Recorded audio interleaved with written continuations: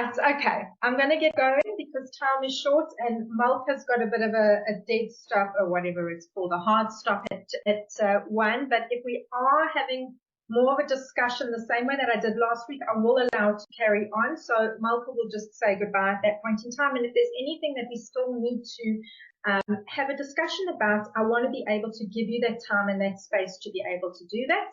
I've allowed my husband to go and fetch my daughter from school, so there's no worries for me at all. I can speak for almost the rest of the afternoon, but I won't keep you all for that long. So, good afternoon, everybody, and welcome to what is now the second week of a webinar that I've been running. Last week I ran one by myself, which was about managing stress and emotional fatigue during these challenging times. And in fact, the truth is that could apply to any point in time in our lives, not only what we're going through right now. Hello, Nina, I see you in the background. And then Malka and I were on a call together and she was like, yes, collab, which is always wonderful because I love the energy that she also brings into the space. She is very practical. She's a no-nonsense approach, which I really, truly appreciate. I'm a bit more fluffy and she's a very much more practical than I am. And so we decided to co-host this webinar today, which we feel is incredibly important. And why does feeling safe again matter? Which we're going to come to. But more than that, one of our goals and purposes for having this webinar today, what so many of us are feeling, and we were certainly feeling it, we want to be able to move forward, but we don't always know how. How can we move forward with our lives at the same time that this very real situation is happening? We can't ignore it. We don't need to ignore it. But how can we bring the best tools and the best of ourselves into a space which demands us to live a duality? We are all on the front lines as women, as wives, as mothers, as business owners, for those of us who are. There is so much that we are holding and juggling. And this is space today is the ability and the place for you to be able to feel that, first of all, you can share where you're at, as well as receive some tools and support of how to live alongside what is happening and thrive at the same time. Yes, we're going to go through ups and downs, but at the same time, I certainly am feeling since last week where I had a realization where I am not prepared to allow Hamas to stop me from being me. And I really felt that I'd lost myself. The first 3 weeks of the war, I felt like I didn't know who I was. My sense of self was shattered. And only last week did I start realizing that I was ready to pick up those pieces and I was ready to move forward. And I am embracing this as an opportunity for growth. Yes, we're going to have our difficult emotions and our difficult feelings, but when we can really utilize the gift of this time, even though it may not feel like it, I really truly believe that we can come out of it in such a transformative and empowered way, because each of us is a world and we each have a different role to play in this world. So today is a beginning step of me sharing that with you, of Malka sharing that. I'm going to allow Malka to introduce herself now because she can do it so much better than I can. And then we'll go around the room. I want to start by addressing what Justine said, because whether you meant it or not, you said you described perfectly the first and non-negotiable step to any kind of personal growth, which is that you felt ready. Not done. You weren't there. You didn't feel that you were where you wanted to be, but you just said, I don't want to stay here anymore. I want to do something different. I want to feel differently, and I'm going to figure out what it takes to get where I want to be. because some people might not be ready. Some people might say, I'm in panic mode, I'm in emergency mode, and this is where I need to be. And I'm not, I don't feel ready to move out of that stage. And, you know, that's okay. We aren't all going to be in the same place at the same time. So I think that anybody who came on to be with us today or who's going to be listening later has at whatever point in the war, you suddenly heard yourself say, I'm sick of this. I need something different. I can't stay always on, always refreshing my news feed, always listening for the siren. Like I need something a little bit different, a lot of bit different, but it's about me. It's not about I need the war to end because I'm not running this war and it's not going to be up to me when it ends or how it ends, right? But when it comes home to me and I say, I am ready to find something that I can do differently to help myself, that is the beginning of all change and all growth. And that's a necessary, there's no skipping that step, right? But and I was supposed to introduce myself. Malka Neustadter. I live in Givatayim. I was born and raised in New York City. I'm Israeli for almost 32 years and love it. I live in Givatayim. Did I mention that? I'm 55 years old, married with 6 children and 1 grandchild. And I work as a family and relationship coach. My calling in life is to help people who look at their family life and say, oh, my marriage, my relationship with my kids, my relationship as an adult child to my parents or with my sister or my sister-in-law, whatever, this is not really working for me. What can I do better? Not how do I fix them, which is something I can't tell you because I don't believe it exists. The only person I can change is me. And when somebody says, I can't take this anymore and I want to know what I can do better, because I do want to have a better relationship with my husband, my kid, my mom, whatever. That's what I help them to do. And I've been through a lot of that myself. And so I feel like I really know in a personal way what it feels like to go from here to there. Of course, I also studied it professionally, but it very much comes out also of my personal journey. And I also really believe that in the end, the skills that we need to have a civil society are the skills that we develop in our families and at home. And so I really think that in addition to helping people with their personal lives, I believe that if we can help people to have more harmonious, cooperative family life, the world will also be a better place. And that's what I'm here to do. Fabulous. Thank you. I realize that maybe there's some people that don't actually know me very well on the call. I know Fern, maybe you new to my world and Janice as well. So I'll just give a very brief introduction as well. So the work that I've been doing for the last 23 years is as a clinical dietitian. And I've always worked in private practice, which I absolutely love because I have the ability then to give of myself without anybody saying, this is how you need to be working.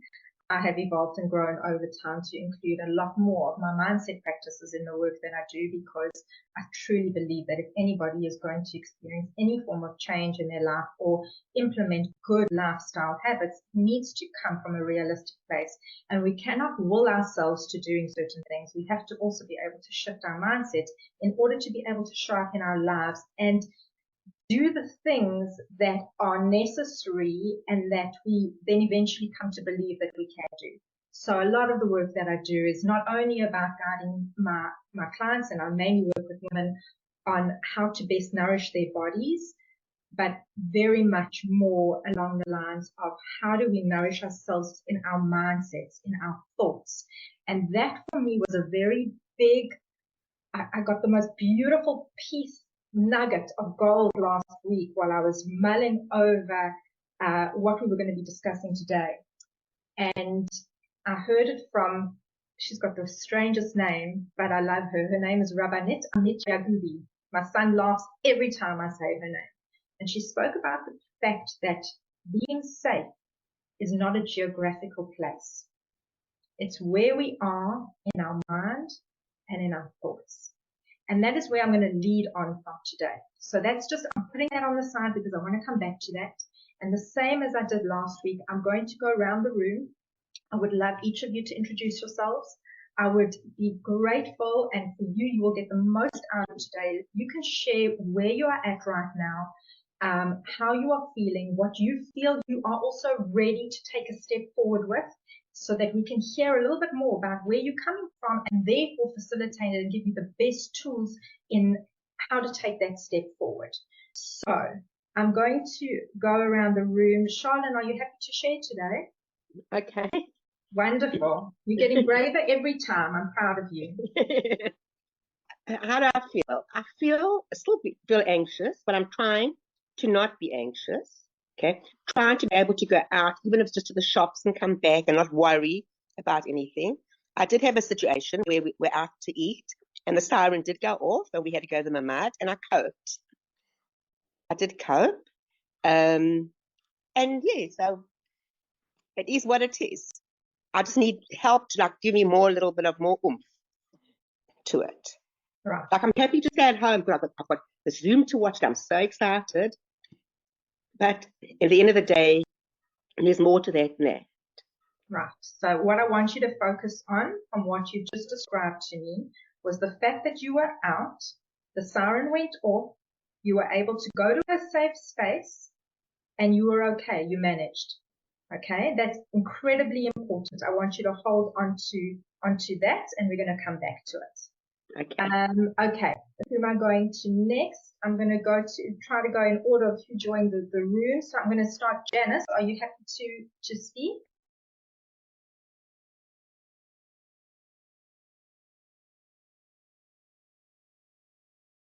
Janice, are you able to unmute? Otherwise, then Fern, you can go next. Janice, oh, Janice, there you are. Hello. Hello. What was the question? Where am I at? I'd like to know where you're at right now, what you feel you're struggling with, and if you are aware of what you want to, like that next step of where you want to get to, and maybe that there's the distance between where you are and where you want to get to just feels a little bit too far right now. So if anyone would look at me, they say that I'm coping. I have a lot of anxiety. It was very close to home. My family lives, not my immediate family, my brother and his family live on one of those kibbutzim. My daughter is a combat soldier. I just try not to let myself go to these dark places. I can't really say I've got back to working properly. I've now been forced to because I have to do my accounts. So I've actually sat at my computer. It's like, am I okay? Yes. Am I okay? Not really. That's where I am. How did it feel to get in front of your computer and sit down and start doing those accounts? It's taken me so far about 8 hours to do half of what I normally do the whole thing in 2 hours, but that's better than before. I'm lucky financially that I have savings and whatever, because I think if I was hungry that I needed to pay my mortgage, I have so many ideas of how I could pivot and what I could do, but I'm just not interested in doing any of them. And I think that's okay. Like, I don't feel that I have to be guilty about it. So I guess I'm okay. So I'd like to know from you what is the most important thing that you want to get out of today? I just want to be able to sit down at my computer and actually focus more and not spend 8 hours doing what normally takes me 2 hours. Okay, we're going to come back to that. Malka, did you want to say something, Malka? Well, when you're sitting at your computer, and what gets in the way of you working the way you would ordinarily? Like, what's happening? Oh, you're asking me? Oh, I start scrolling on Facebook and then going to check if what's happening on Ynet. And until yesterday, there were too many people in the house, so I was constantly being disturbed. I have ADHD as it is, so every disturbance takes me out of there for 20 minutes. My eldest one, just decided to go back to Beersheba. after a month being with us, and now we have slightly less. And she had a crazy dog with her. Um, I can't focus at the best of times. And these aren't the best of times. Okay, thanks. Okay, Fern, I'm going to invite you to open your mouth. Hi, everybody. I'm Fern. I think I know most people here by name, if not by in person. We've got two boys in the Army who've been on 24/7 since this started. And our daughter is in her second year of Sherut at MATA, where they're giving them mandatory group trauma therapy for what they've had to do in the last several weeks. So that's where I am. I cope by being overactive. So the first 2 weeks of the war, I was sourcing military and medical equipment. Now I've moved on to organizing U.S. college campuses and doing Israel advocacy. And I was just here today to try to get some de-stressing tips, because I feel like at this point, if you're not stressed, then you're unconscious, and I would like to be just a little bit less stressed than I am. So thanks for offering this. Right. So you're in a very much a doing mode all the time at the moment. So I'm wondering how much, we all deal with this very differently. There's what I discussed last week. I don't know if you managed to watch the recording yet, but we all go through our periods of fight, flight, and freeze in this. And some people in the beginning, I think I felt more frozen in the beginning. A lot of people who were volunteering and felt that the only way that they could be useful is to be in action all the time. And it sounds to me like you're still in action mode. But the stress is, our body holds that stress regardless. And when we're not allowing ourselves the space to also be able to process it in some way, although we cannot possibly process the trauma that we've lived through yet because we're still living through it, it builds up. So I'm happy that you joined us today, and we will definitely be sharing some more of those stress relieving techniques for you. Malka, do you want to say anything before we moved on? Save it for later. Okay, perfect. Right. Okay. Leslie, I'm going to ask you to go next. Okay, so hi everyone. Thank you for doing this, Justine. So in a way, I'm quite similar to Fern, that I find that when I'm busy and productive and doing stuff, so that's what helps me cope best. So during the day, I find that I won't say it's 100% because I'm still feeling the stress level. During the day, I've got my mesimot, my tasks, I'm busy, I'm doing stuff. As you know, I created the Monday Motivation series, so that keeps me going. I'm busy with that, and I'm busy with other stuff. I have a son that's in Gaza at the moment, which is causing me the most stress, besides the general situation and the unknown.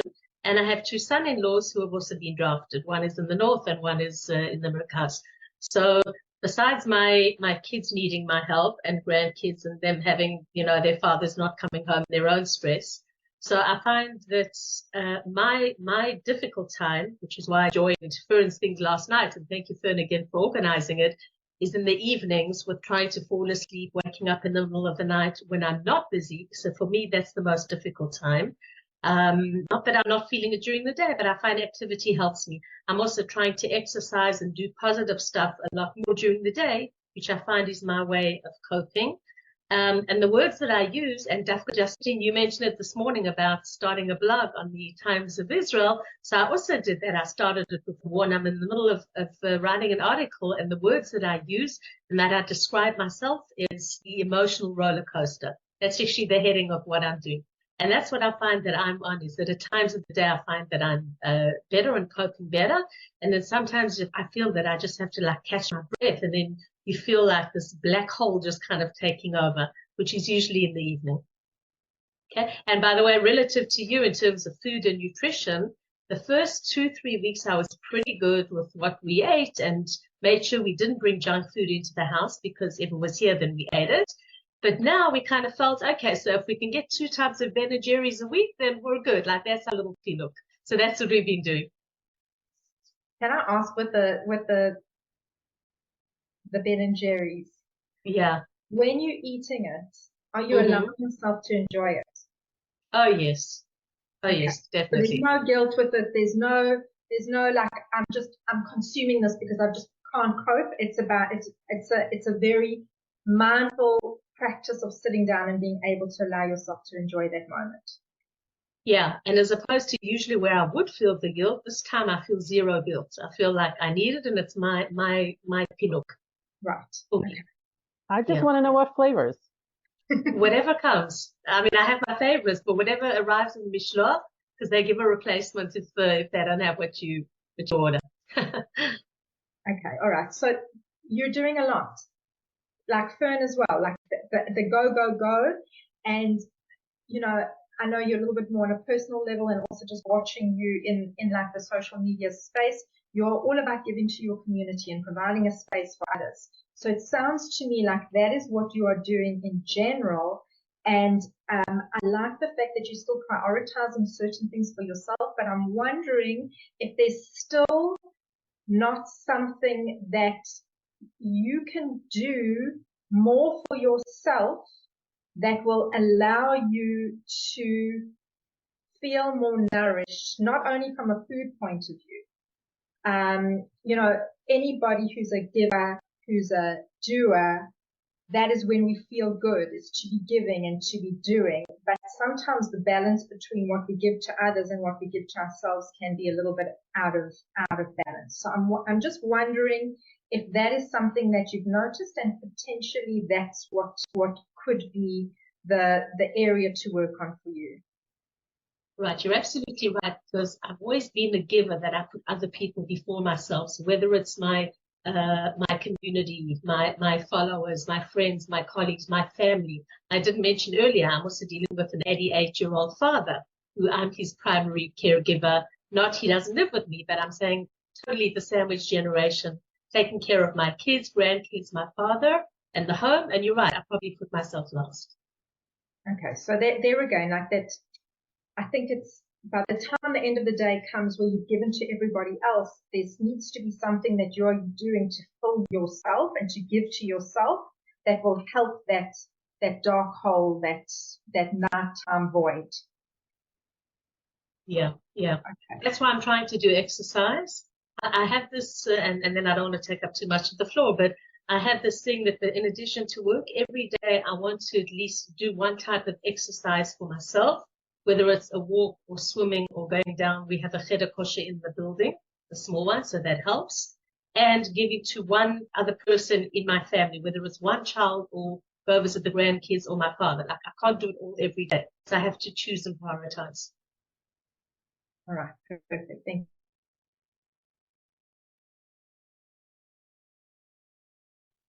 Justine, I think you're on mute. Thank you for that. Honey, I'm going to call on you, and then we're going to go to Annette and Nina, and then we're going to do our sivuv with Malka giving some extra input. So, Honey.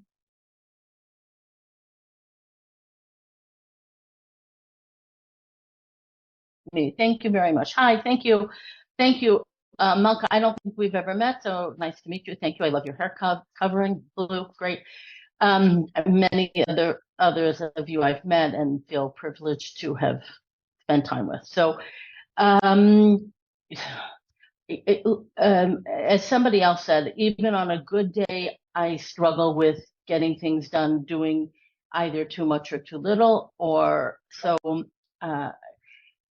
I kind of have been doing lots of things and nothing at the same time, or tons scrolling. Like, I feel like sometimes I get off the sofa and think, if I had been in a plane, I could already be, in Detroit or something. Just crazy. Oh, I'm not hearing you so clearly. Hours and hours going from Facebook to the news to Facebook to the news. I feel very in my Oh, honey, I'm wondering if the signal where you are isn't so good. Marketing writer and a comedian, and I've had no very, very little.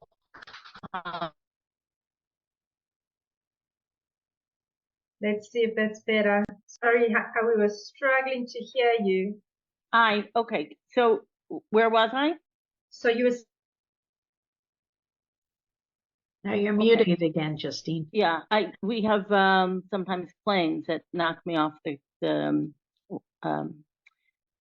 Zoom. So I do,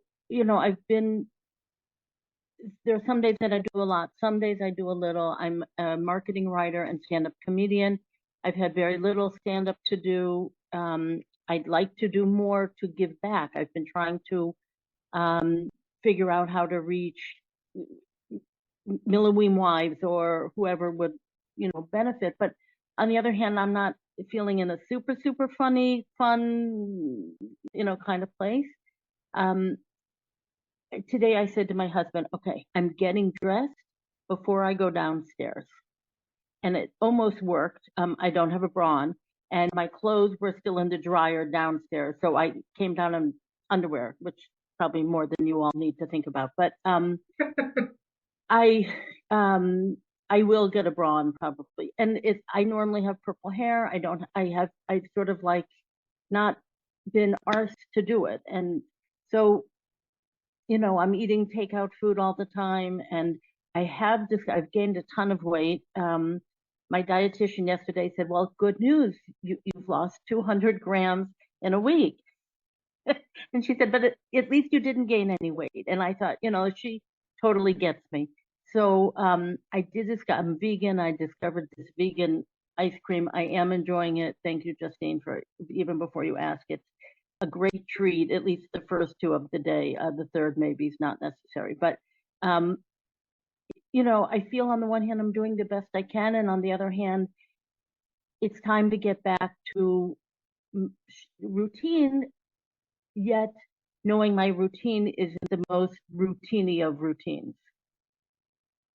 So I'm wondering if part of the struggle for you right now is trying to be somewhere so far from where you are that is keeping you too stuck. Does that make sense? Like Wait, hold on. Will you hold on 1 second? Because I can't hear you well because my hearing aids didn't pop back in after I lost you. Okay, can you try it again now? I'm wondering if the place that you feel you need to be at is so far from where you are right now that is what's keeping you stuck and frozen and feeling like you're not able to do things. And perhaps, and Malka can also share, some tips about this and just some thoughts from her as well, of how to break down what you trying to achieve and maybe to make it more realistic for where you are right now, because that is where we put a lot more pressure on ourselves, where we feel that where we are and where we want to be is just too different, too big a gap. So then we end up not doing very much at all. Are you still there, honey? Have I lost you?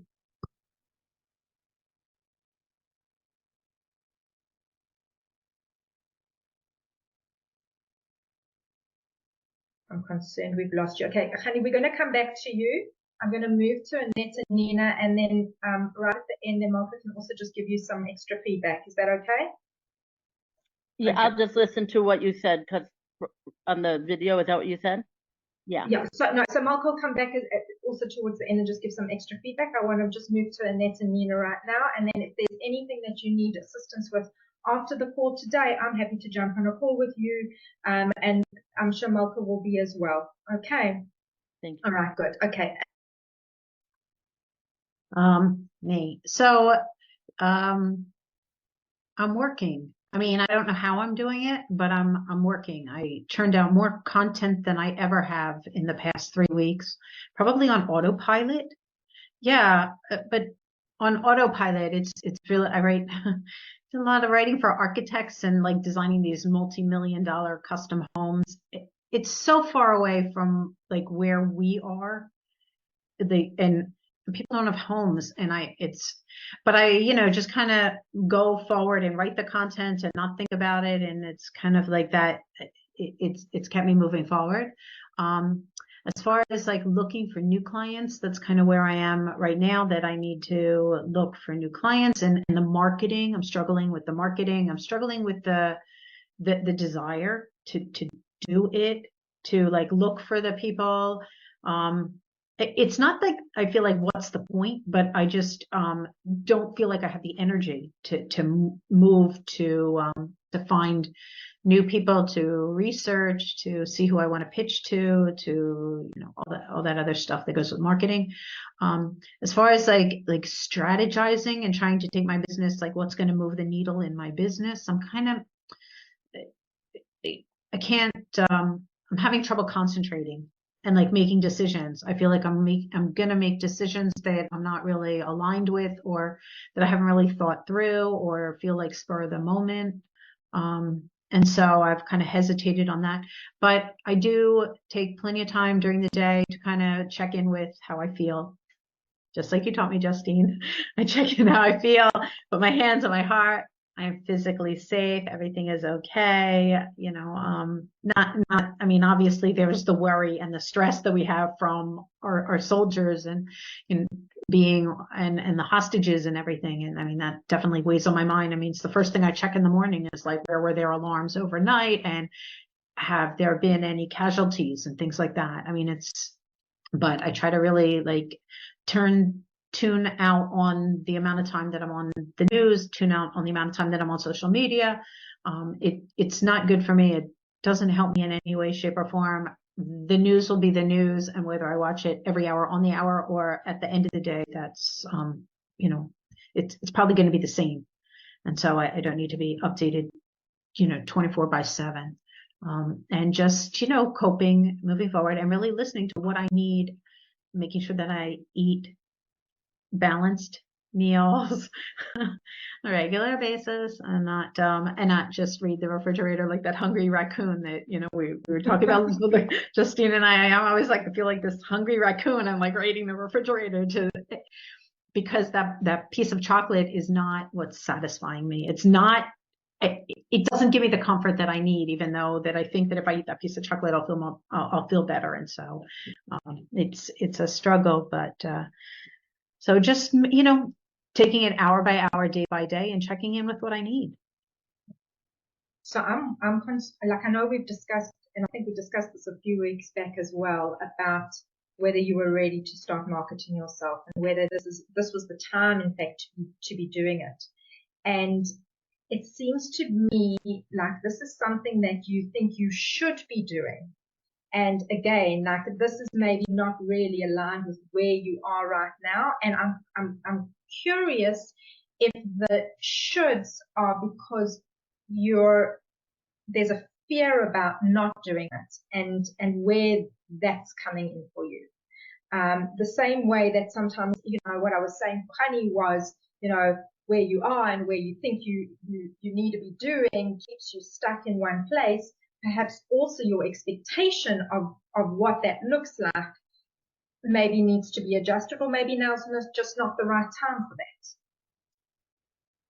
Yeah. And maybe it is the should. Like I should be trying to find clients. I should be trying to grow my business. I should be, and it feels a little forced. It feels like I'm not ready to do that just yet, and it's okay. And I think that I need to just have the compassion with myself and say, you know what, I don't have to do it. It's okay to be kind of like in maintenance mode, and maybe rethink my marketing message and get a little clearer on who I want, as much as I can, with my mind bouncing in a million different directions. And then and maybe it's November, December. If my clients are in the States, it's okay. They're not doing anything anyway, except picking out whatever turkey they want and deciding what pie they want for Thanksgiving, and, getting their Christmas stuff together. So it's, maybe it's not such a bad idea to kind of just put pieces in place so that when I do feel ready, I can go ahead and I can market. Right. Malka, did you want to add anything, or should we jump to Nina and then we'll just pull it all together? Yeah, I'll just say right now that anybody who wants to jump on a free call with me after this, to schedule them with me to get like really specific input for you, like the things I would say to Khani might not be exactly the things that I would say to Annette, we can do that. But the things that I am going to say will be relevant to everybody. And afterwards, we can customize it and personalize it for the specific things that different women in this group are concerned about. Perfect. Thank you. Okay, then I'm going to ask Nina if you can open your mic and share with us where you are today. So some of the hecticness of the first few weeks have calmed down because a lot of the things we provided for the Chayalim is for the IDF to sort, and they've sort of kicked in a bit now. There are still things that we're helping with. Just as you know, now the latest is dried meat and protein bars, so we're doing all of that. But now I'm also at the stage where my kids are back in school, and they were the big packers and schleppers, so everything has slowed down a bit, which has been good in terms of that I can refocus on what I need to do, but it's also bad because it means that I now have time to think and realize that there's a war. Part of me feels guilty a bit because I don't have any children in the army. I feel a huge sense of responsibility to constantly be doing to support those who do have children in the army. Together with that, in terms of work and parnasa, I mean, that just totally come to a standstill. I'm an architect and project manager, so the construction world is just non-existent. I have for the last few years also had clients in the UK. My two main clients in the UK, one is Muslim, one is Chinese. They both pulled out. So work is virtually drying up. So with the internalization of this war is here, and it's having a huge impact on all of us. Last week we spoke about the fight and the flight and the freeze. I feel at the moment I'm in a totally paralyzed mode. Like, I know I need to find work. I know I need to do stuff, and I can sit and look at the screen. I'm like, so the little bit of creative work that still is there, when I do sit down and do it, it's a great escape. And I really wish that I would have lots of clients coming suddenly, not just from an income perspective, but also because it's healthy. It's healthy to keep the mind going. And then on top of that, I worry about my youngest. He's 11, and there's no teachers left. He literally, they have every day another parent goes in to teach them because there's no male teachers left. And this poor kid, he doesn't know what school is. I mean, we've in London the last 2 years before we made Aliyah, it was COVID, and we were shielding because one of my kids have got an immune deficiency, so he wasn't in school for 18 months. Then we made Aliyah, and we said, the first year all the kids can take it easy because they need to learn a language. So now this year was the year that he was going to start and actually work out what it means to go to school. And there's no teachers. He's literally, he came home talking of food. He came home the other day. They do half days in school. He came home and I said to him, can I make you some lunch? He said, no, I'm full. We ate croissant in school. I said, how come? Oh yeah, because we were learning about French people and cultures, because one of the parents who was French had come in that day to teach, and they were eating croissants. That was his, whatever. So it does worry me a bit about what's this generation going to be like once all this is over. I'll be glad to discuss it with you sometime. I think the parenting issues are not common to everyone who's in the group right now, but I have a very optimistic message for you if you want to hear it some other time. Yes, thank you. But I do think you said about parenting, I do think that there's different types of parenting. Like, I'm very close to our neighbor who's got a son who was one of the first to went into Be'eri. And the parenting that she suddenly has to deal with when her son can call home and say things, and like the friends or the circle around those who've got kids on the front line, I feel I feel we all have a responsibility. I don't know if I said it last week, but I really strongly feel that on the 7th of October, everybody got a tough shmone. The ones who are on the front line, there are us who are not on the front line who need to support those. And I feel that the Jews in the diaspora, they have they had a tough shmone to step up and support Israel openly, bluntly, actively, whatever we want to call it. So I think I really feel that every single Jew has a responsibility for this war to end and successfully end. And my struggle is that I'm drawn towards that where I feel my responsibility is globally, towards the responsibility of, okay, I'm a mother and our household rely on my income, and that's not happening. So I'm torn between, oh, forget about the panas and let me go and volunteer, versus actually I need to find out how I get paid next month. So those are my internal, struggles. Can I ask, would you say that they are all equal concerns for you?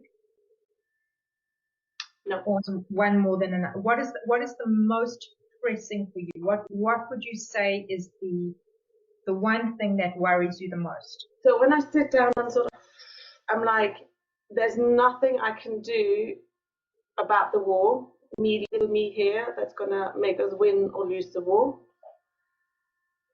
But there is something I can do in terms of our little household win or lose. So I need to somehow balance my priorities.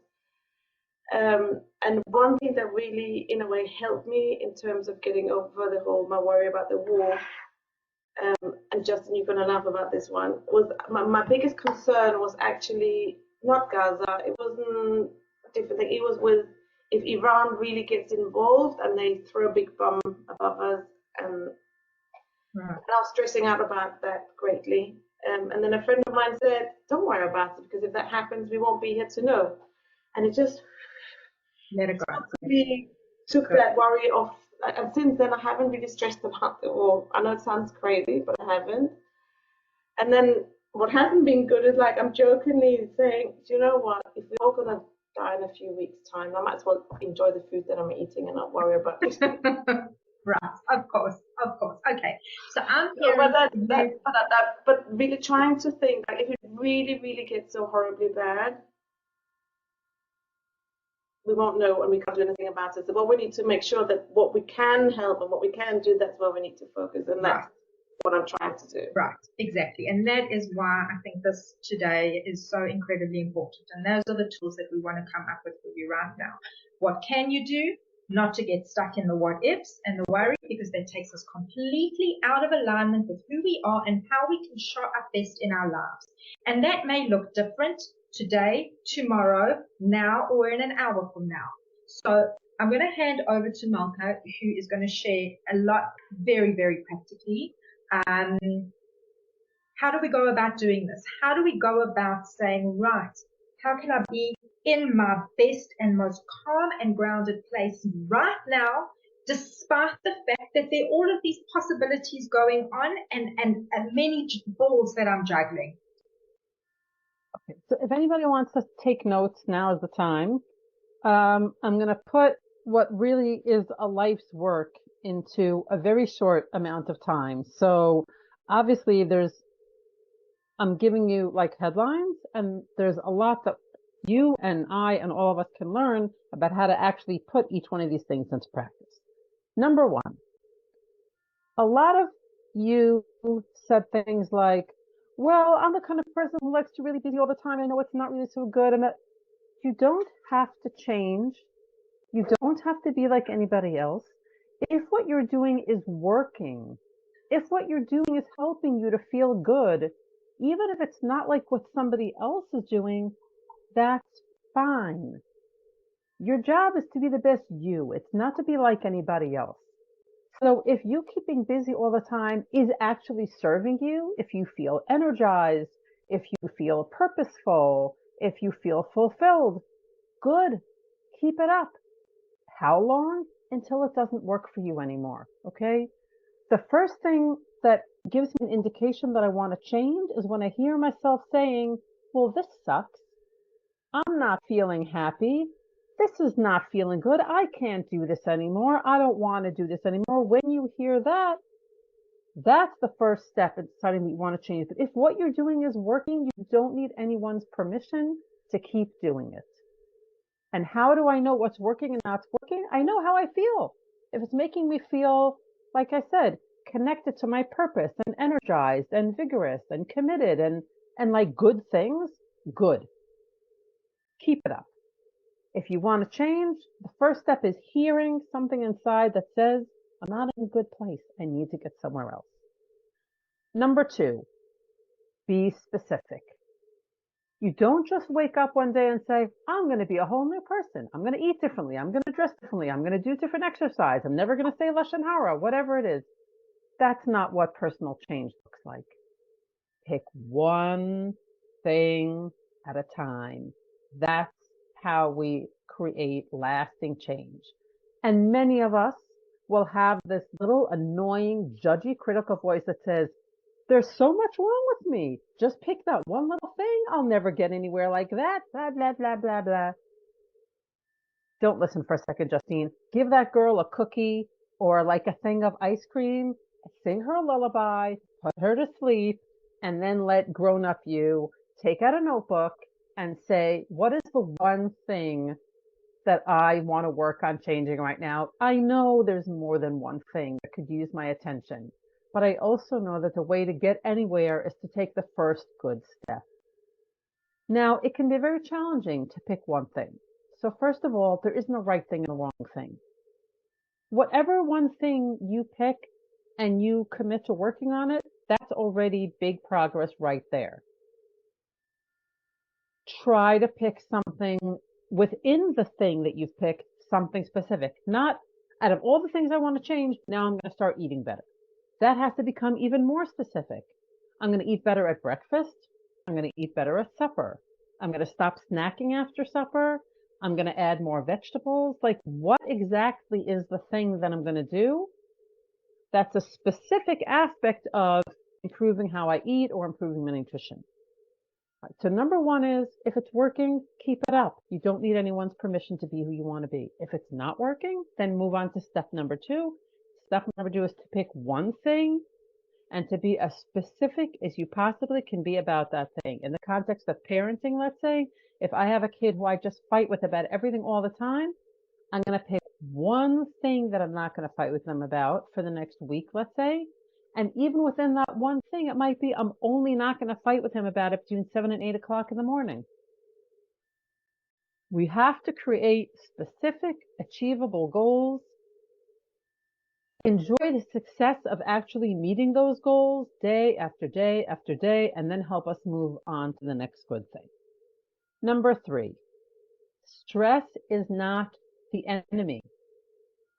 Our goal is not to create a stress-free life. The only people who have a stress-free life are already dead, and none of us want to be there. Okay? Stress is a normal, acceptable part of life. The challenge is knowing what to do with stress. Imagine stress as your friend, like somebody you really like, and imagine that friend like you're like having a speech bubble or whatever, and that friend telling you, hey, something that really matters to you a lot is at stake right now. You're playing a high stakes game. No wonder you're nervous. Okay, like that's okay. There's a reason that war stresses people out, right? What are we saying to ourselves? We're saying, oh my God, these people who we really love and who we care about, they could die. That's a thing that's worth being scared about. There's nothing wrong with us if we feel stressed out and scared about something that really matters. And once we give ourselves permission to feel the stress, first of all, we may discover that we feel less stressed. A lot of what we call stress is actually our attempts to resist feeling stressed. Okay, but if we don't need to fight it and we don't need to resist it, and we can feel ourselves feeling stressed and become curious and say, what exactly is it that I'm feeling stressed about right now, right? Maybe hearing an air raid siren is stressful because it's telling me you have 90 or 60 or 30 or 10 seconds to get someplace safe. Otherwise, you're going to be in danger. Like, God gave you a brain that's wired to understand that is girl, you better get moving. You have to escape danger. That's one of the things that stress tells us. That's not a problem. That's being an alive, healthy human being. Okay, so number 3 is changing the things that we tell ourselves about being stressed. When we tell ourselves, oh my God, it's no good, stress is unhealthy, it's bad for my heart, blah, blah, blah, we're actually creating a whole new level of stress that doesn't need to be there. We're actually creating a story about something is wrong with me, or how I have to unstress or resist stress. No, all you need to do is learn how to understand your stress in a way that becomes constructive. So that's number 3. Number 4, most of you mentioned some kind of guilt. I don't have any sons at the front. I feel guilty. Or my son was at the front. He was with somebody who died, God forbid, and my son made it, like guilt. Or other people were displaced from their homes and I actually am living in my home and I sleep in my own bed at night and I have food in my refrigerator, guilt. What I want you all to understand about guilt is that it doesn't help. Okay? It doesn't change anything. You can't, I mean, I don't know about any of you, but I grew up in a very Catholic neighborhood. You can't like do a penance of guilt and have it mystically clear up things that are wrong in the world. It just doesn't work like that. So guilt is a liar, right? Guilt is telling us, oh, it's not fair that I have something that they don't have. Maybe I feel bad about it. That'll make it better somehow. It doesn't make any sense. When you catch yourself feeling guilty, try to sit down with yourself in a quiet place, even if you have to lock yourself in the bathroom for a couple of minutes, if that's the only place you can have any peace and quiet. And either think with yourself, for a lot of people, it's easier to write in a notebook or a journal and say, what is it that I'm feeling guilty about? And what is it that I'm trying to do by feeling guilty? How am I, do I think that this guilt is going to help me with something? It's going to change anything, right? And if not, try to give yourself a permission slip to just stop feeling guilty, because it's not going to change anything. All that it's going to do is sap you with even more of the precious energy that you need. It's not going to help anybody else. It isn't going to help you. And because it's very difficult to stop doing something unless I'm doing something else positive instead, switch in some compassion for the guilt. It's I don't know if people can actually feel two different things at the same time, but the more attention you give to compassion, the less your brain will be dragging you back into the guilt. Compassion for who? First of all, for yourself, right? We each are where we are. Nobody asked for this war. None of us asked for this to happen. None of us, God forbid, asked for somebody else's son to be killed or for somebody to be displaced from their home. None of us had anything to say about any of this. We are all in this together. We are all trying to do our best every day we can, even if our best doesn't look very good. That's what our best is sometimes. And trying to slow down and give ourselves grace. This is who I am. This is where I am. These are things I do have, and these are things I don't have. And with that, I'm going to do my best to move one little step forward from where I've been until now. So number 4 is guilt doesn't help.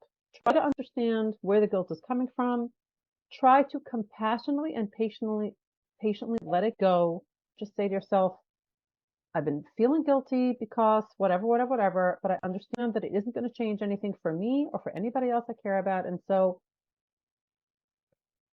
guilt, I release you. Go bother somebody else. You're not helping around here. And instead, I am going to be patient and compassionate with myself and then try to move on to the next step. Number 5. Can I make a comment just on that? And yes, I think please. we can substitute worry for guilt as well in that same way.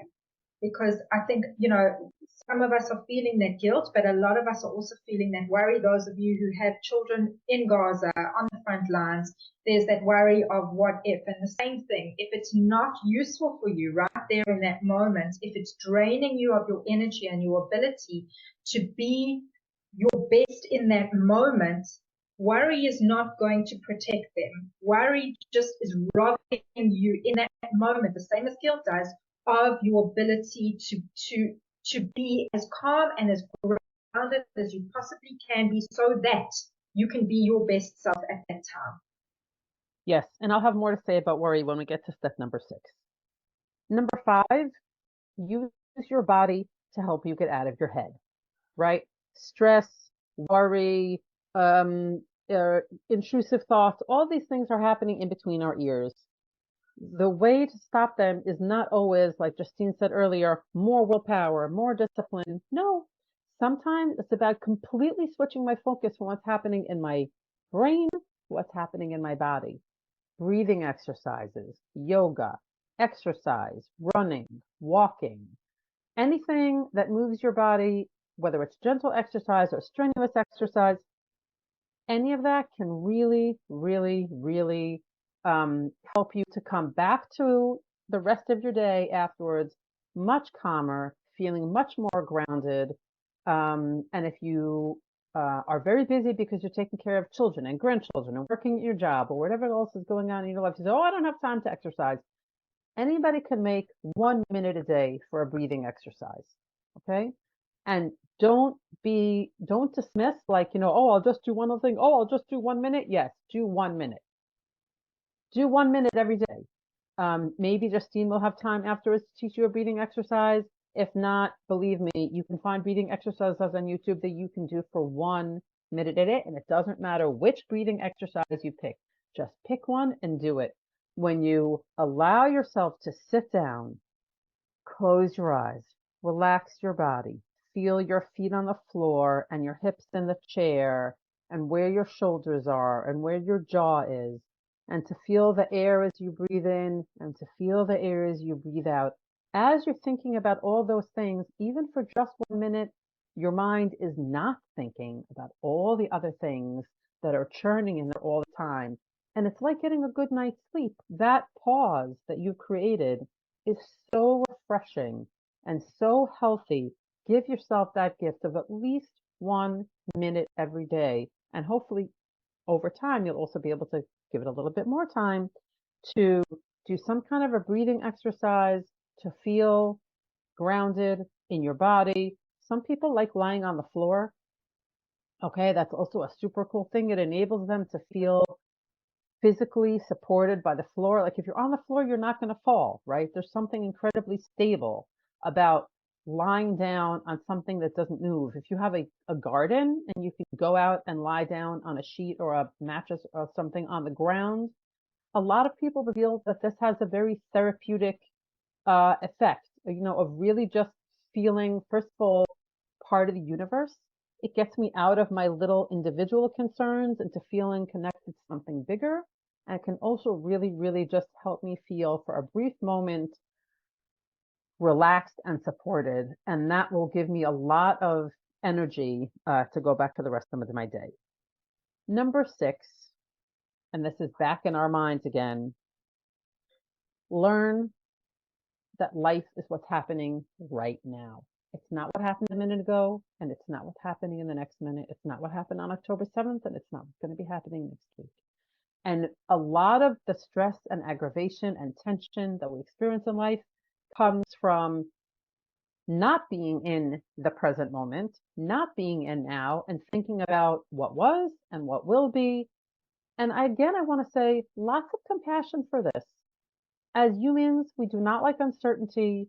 We don't like chaos and mess. We really are programmed to be in connection with other people, to understand what our place is in the system, what our job is in the system. And then what we want to know it so that we can do it well, so that we can feel successful or liked or all this. These are all very normal. There's nothing wrong with them, right? But they can hijack our life. They can become the big, nasty boss of us that doesn't let us do anything else except. So obviously, we're interested in what happens. We're interested in what's going to happen. That doesn't mean we feel like we need to try to control it all, because we can't. But what we can do is whatever is that's right in front of me right now. Maybe there's a diaper that needs to be changed. Maybe I need to make myself a cup of coffee. Maybe there's a piece of content that needs to be written or a bill that needs to be sent. Now, for some people, this might involve making a list at the beginning of the day with what are the 3 most important things I want to get done today? What order am I going to do them in? Do I have a to-do list? Whatever. There's lots of practical life hacky ways of helping myself to focus more on what it is I should be doing now. But now I just want to teach the overall principle, which is life is now, right? So if I find my mind taking me to what was or what's going to be, again, gently, with a smile, with compassion, you can even hug yourself like this with your hands around your shoulders. It can be very relaxing. Oh, I see. You've been thinking again about what was or about what's going to be. Okay, I get it. I noticed. And now I'd like, could we go back to now? Because now is where I actually can be helpful to me and to other people. Lastly, connect to your why. I think everybody in this group is an Olaf from somewhere. Nobody is here by mistake, right? We all wanted to be here, and I think all still want to be here. We find it meaningful to be here, even though this is not what the situation any of us would have wanted. And in addition to whatever values we have about Eretz Israel, about Medinat Israel, about Tzva Israel, right? We each of us all have other values, Jewish values, family values, humanistic values. Like, remind yourself of what it is your life is about. Getting in touch with your values will help you to have a clearer perspective on everything else that is you're doing. You're not a robot. You're not just here to check off your to-do list every day. Your to-do list is part of a bigger life that involves your family or your community or some mission that you're on in this world, right? And getting in touch with that in an intentional way, at least once a day, can really help you. Again, it helps you to zoom your perspective out a bit, just from like, I got to this, I got to that, like, oh, wait, I actually am a woman on a mission here. Whether it's my mission of being a certain kind of a wife or mother or sister or daughter or volunteer, or whether it's about the soldiers, like, there's something bigger that I'm working for here. You know, that can really help you to feel like plugged into the power of purpose and not just concerned about the technicalities of everyday life. So that's a framework that I think anybody can work with in any kind of a tense situation, including this war. Obviously, each one of us will need to personalize it. We may have war work to do in some of the steps than in others. And, you know, we need to make the system work for us. This is just a framework that we can each then customize to help with the specific things that we want to change. And I hope that it'll really work for you. And if any of you have questions about how to make it work for you, Justine can definitely help you, and I'm also more than glad to help. And if anybody wants to ask questions, I'll give a few more minutes to that, and then I'll let Justine take over. Malka, thank you. That was incredibly helpful. As you were speaking, it has the most calming influence. And I just want to open the floor. If anyone has a specific question for Malka right now before she has to jump off, and then I'm going to just speak for a few more minutes after she does and just wrap things up for you.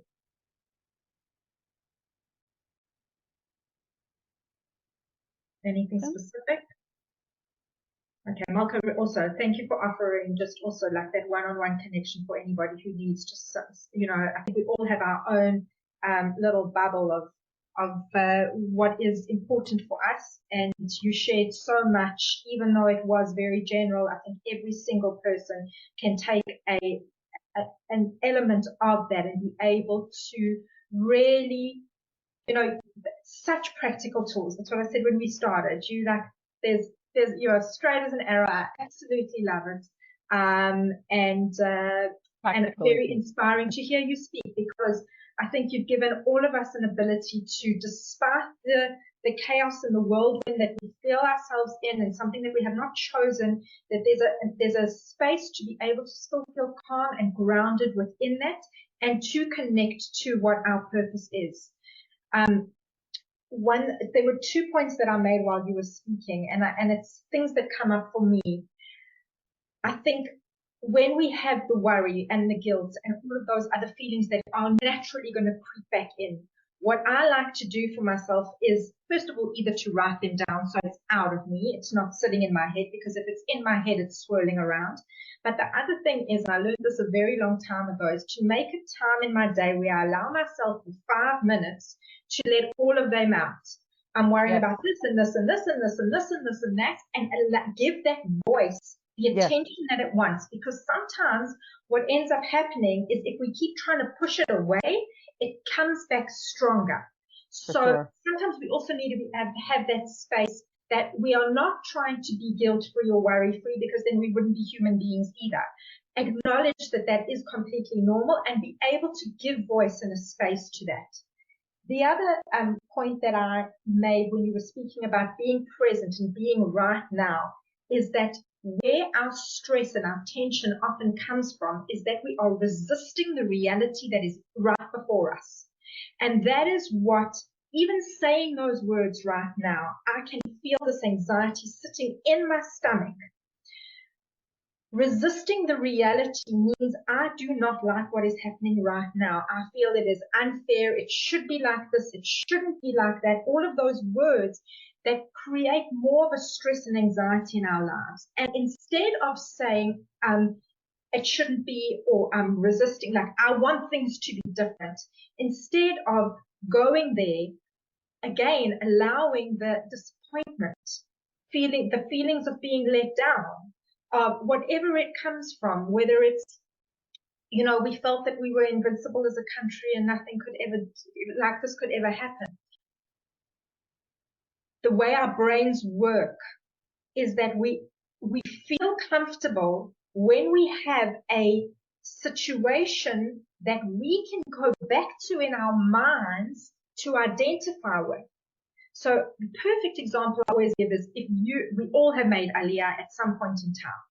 One of the biggest stresses for me in making Aliyah was I felt so off balance, because no experience that I had from day one could be related back to anything in my life that was familiar. And the same thing has happened with us now. What happened on October 7th completely shattered our reality and is so unfamiliar to us that we are constantly trying to go back to that to make sense of where we are. And that's not possible. So where we are right here, right now, in today, where we are able to rely on ourselves for our own sense of self-agency. And that's why I love what Malka said about coming back to your why. Who am I?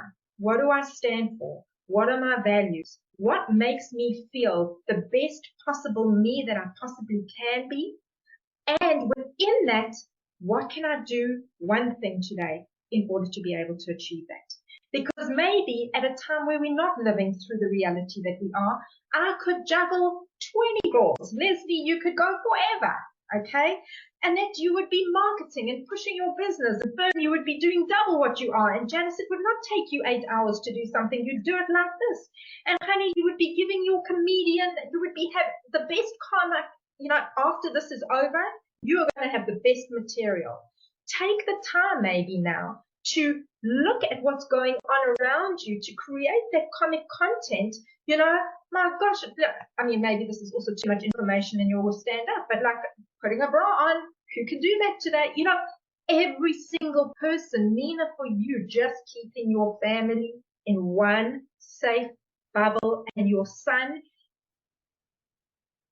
in a position where things are not normal. His life he's experiencing whatever he is in his life so that he can use those tools one day to be the most resilient, brilliant version of himself. Just because it's not normal compared to what every other child of yours has experienced, or maybe other children have, does not mean it's not right for him. So instead of seeing this as this is not okay, think of it as what can he learn right now that will be the best tools for him to carry forward with you. And Charlene, for you to be able to feel that each time you put your toe out of your front door, it's an accomplishment.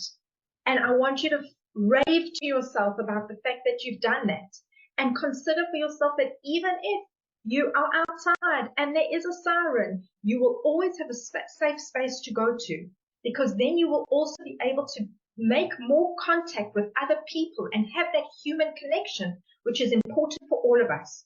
Self-isolating right now, especially in the beginning, was one of our coping mechanisms, but we all feel the best parts of ourselves come out when we are connecting, when we are giving, but it needs to be within our capacity, because if we're connecting too much or giving too much, then we are draining ourselves as well. I do want to add just one remark on what you said before I go. You said something very important about how we resist reality as it is. It's really important to understand that acknowledging what is doesn't mean I think it's okay. And I think that's something that trips us up a lot of times. Like, if I accept it, then it means that I'm okay with it, or that I don't wish it was different. That's not what it means. Okay. If God forbid somebody who I loved died, and I'm really sorry about it, and I really miss them, and I really wish that they were here, but a lot of times what keeps people stuck in grief, in an unhealthy expression of grief, is not being willing to acknowledge the fact that the person is gone and they're never coming back. That doesn't mean it's okay. It just means that that is the way it is. Okay, so acknowledging reality, I don't want to use the word accepting, because that somehow sounds like I have some kind of a moral endorsement, and that isn't what I mean, right? Bad things happen. They happen to us, they happen to other people. Acknowledging that this is what my life is right now doesn't mean it's okay, and it will help me to then be able to shift to practical and say, this is what I'm facing right now. What can I do? As opposed to the first stage where I say, it can't be, it's terrible, blah, blah, blah, which is also a normal phase. But like we said all the way at the beginning, it can totally hijack our lives. And that's not what we want. So if you feel yourself resisting something that's not in your hands to change, something that just happened out there, it could be the weather that doesn't suit you. It could be a disease diagnosis. It could be the results of an election. Like, there's a lot of things that happen that bother us, but that are not up to us. Acknowledging that this is not what I wanted. This is not the way I wish things would have turned out. If I was running the world, I would do it differently, but I'm not, right? And this is what I need to face right now. How can I do that better, right? So that's that transition from resistance to acknowledging what is actually out there, what is reality, and what can I do and what can I not do, is very, very important. So I feel like that was a great point, Justine, and also really showed how it brought us full circle back to where we started. Absolutely. Absolutely. Thank you, everybody, so much for joining us today. It was a pleasure speaking with you. I think you all know where to find me. Look for Coach Malka on Facebook, on Instagram. You can get my number from Justine. And all of us, we should have Besarot Tovot, Yeshuot v'Nechamot, Bekarov b'Yameinu Mamash. Amen. Thank you, Malka. For those of you who'd like to stay on, I want to just do one breathing exercise with you before we go, because I really think that will also help to ground us in this moment. Anyone who's been on a call with me before, I did this also last week, and I could come up with a million new and different ones, but this is super effective, and it's something that works amazingly. For those of you who are connected to Pearl Lopian as well, I highly recommend you go on her tapping sessions. It has been invaluable for me over the last month. I've sporadically dropped in, and I find that on a day that I do tapping with her, it also definitely helps me. I think that's one of the tools that I've used in this process in order to be able to feel like I can step forward, along with other things. And I'm happy to discuss this one-on-one of, what are the other tools that I've used. First of all, I've been speaking to a trauma therapist in the States, which has been incredibly helpful. Some of the things that I've realized of my own accord from what's been going on is that we all carry within us traumas that may not have been as drastic as what we've experienced, or have necessarily been life-threatening, but they resurface at a time like this. And I've recognized some of the old traumas that have come back as a result of, it's like a wound being reopened. And I'm using the opportunity now to acknowledge them and to also to be able to work through them. So if you find yourself also realizing that what you're experiencing is not only about what's going on right now, get the help that you need in order to be able to process it, because what we are dealing with right now is post-traumatic stress, and we don't want what we're experiencing to become a post-traumatic stress disorder, which we then carry with us for the rest of our lives. So even though we are still in it and we can't possibly completely process it, whatever you can do in order to be able to shift some of those layers underneath will definitely help you. So I want you to be able to now sit with your feet, if you can, firmly on the floor, like if your legs are crossed, uncross them. As much as we always say as women, we like to suck our tummies in because they've got to be nice and slim. Right now, we are not worrying about that. We are taking one hand, this is always so relaxing for me, and putting it on our heart. And we're putting our other hand on the top of our stomach, just under our boobs, which is like basically on our diaphragm, under our rib cage area. And I first just want you to notice and scan your body. If there are any areas that are feeling tense, I'll give you an example for me right now, where I feel a little bit in my back. Whenever I get anxiety, I feel it in my stomach. It may be in your head, it may be in your throat, it may be, I'm not sure where else you're feeling it, may be behind your eyes. I want you to now take a breath in, but I want you to focus when you take this breath in on allowing the hand on your stomach to pop out more than the hand on your chest, which means that you're going to be pushing your stomach out. So we're going to take a deep breath in for the count of 4. We're going to go 1, 2, 3, 4. I really want you to feel that expansion in your stomach. We're going to hold it for 2, and now you're going to breathe out, not forcefully, but through your mouth.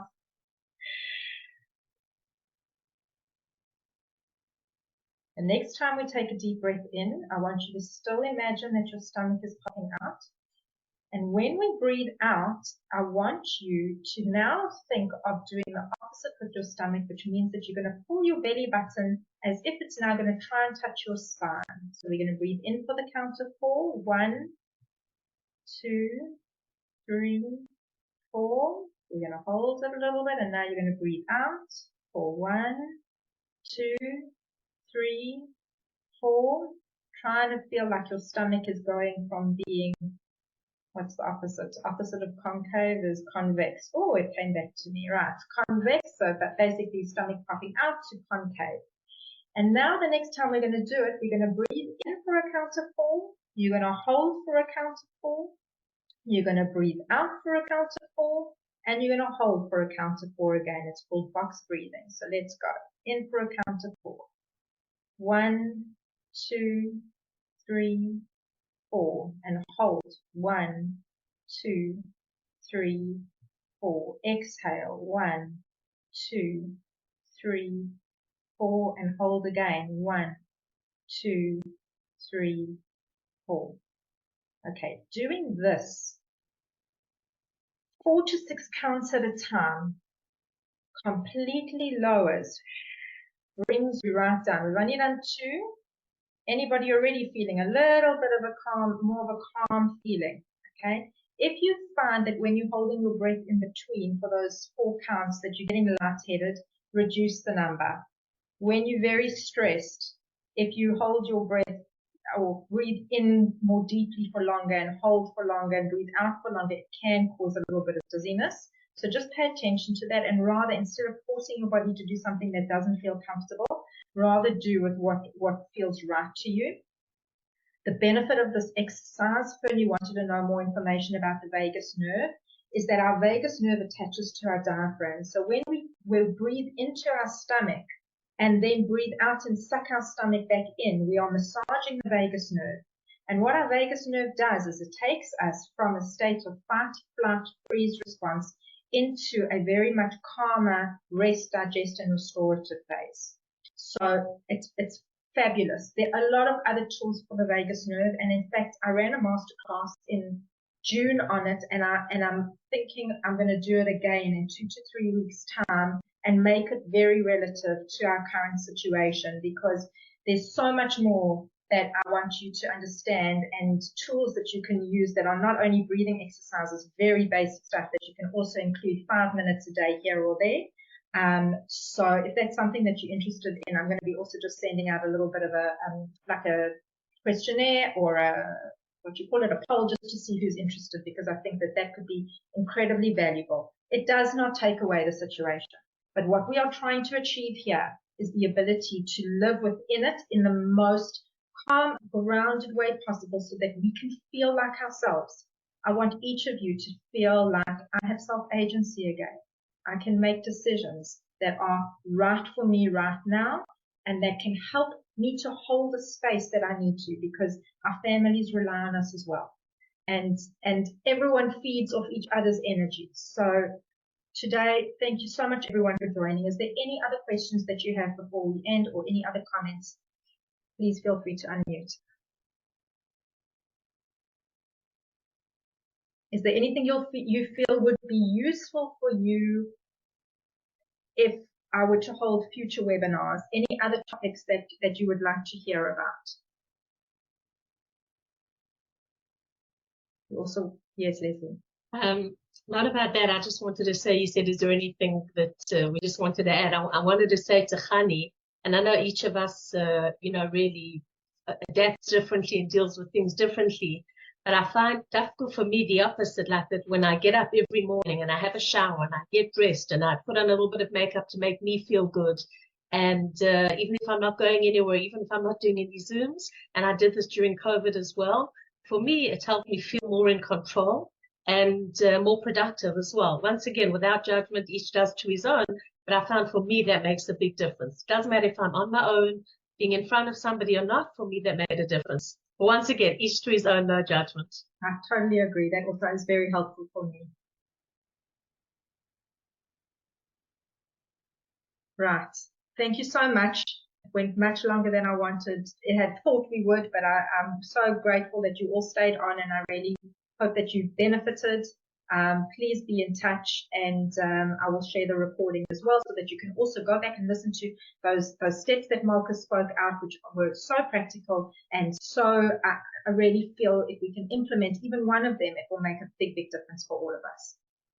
Okay, have a wonderful day. Stay safe, everybody. Sorry, and may all our soldiers be healthy and protected and well and successful, and our hostages to come home to us, and those that are injured to be healed, and those neshamas that have passed over to watch over us and to have the highest aliyahs, and just please God, the rest of the world and all the Jews in the rest of the world just also to be safe and protected, and that we are all connected, we are all here for one another, and B'ezrat Hashem, we will meet in better days. Amen.